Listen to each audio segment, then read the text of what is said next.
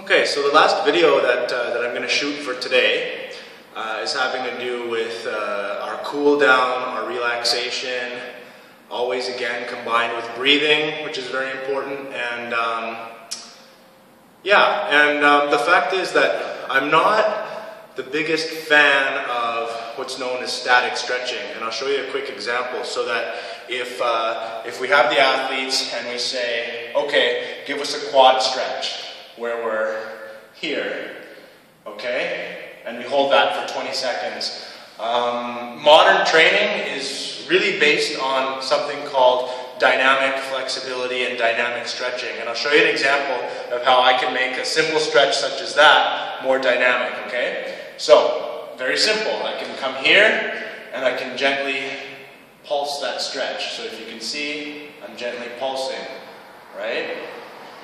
Another way you can spice up that sort of a stretch is with sort of like a marching drill, where I might be small jog, I got that mixed up. So small jog, knee to chest, and then small quad stretch, okay? Same thing other side, knee to chest, small quad stretch there, right? Takes a little bit of balance. We're stretching the front and back of our glutes, our hips, our quads, and our hip flexors. Okay, so the exercise, the stretch I wanted to show you next, really simple. I picked it up on the YouTube channel of my favorite hockey team, and the guys were working with a yoga instructor, and she had them doing some really neat moves, and this was one of the cooler ones that I saw. You might have seen it before, but act surprised even if you have. So I'm on my back, left leg raised, inhale, exhale, down,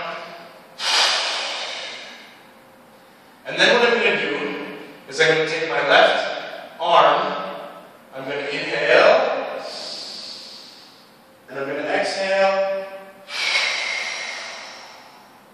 inhale,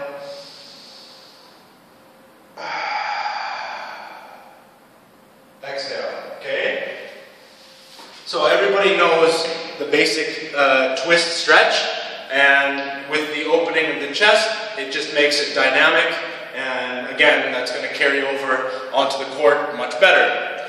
The last exercise, the last stretch I'll show us today is quite simple, 3 parts to it, so we can do it really quickly, so that after a long, a really awesome 1-hour training session, the cool down, we're not gonna skimp out on it per se, but we can get through that quickly and get more work done in a shorter period of time.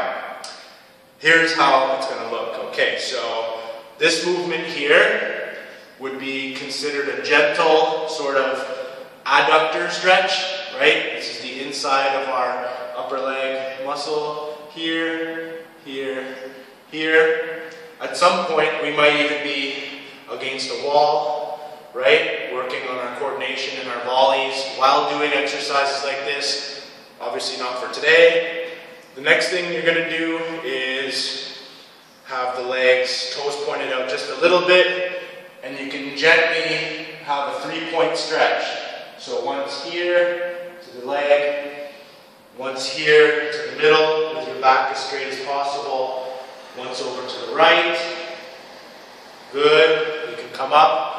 And the last one, bring the feet in a little closer, and it's going to be a little bit more of a hip rotation with the straight back. Come over, try the other side, right? I'll show us how it looks from the side a little bit with the straight back, right there. Right? And in case you were wondering, having a proper cool down after your training sessions, even after your matches, reduces stiffness and reduces the onset of lactic acid, which is what makes our muscles sore after those really long matches. Okay, thanks again.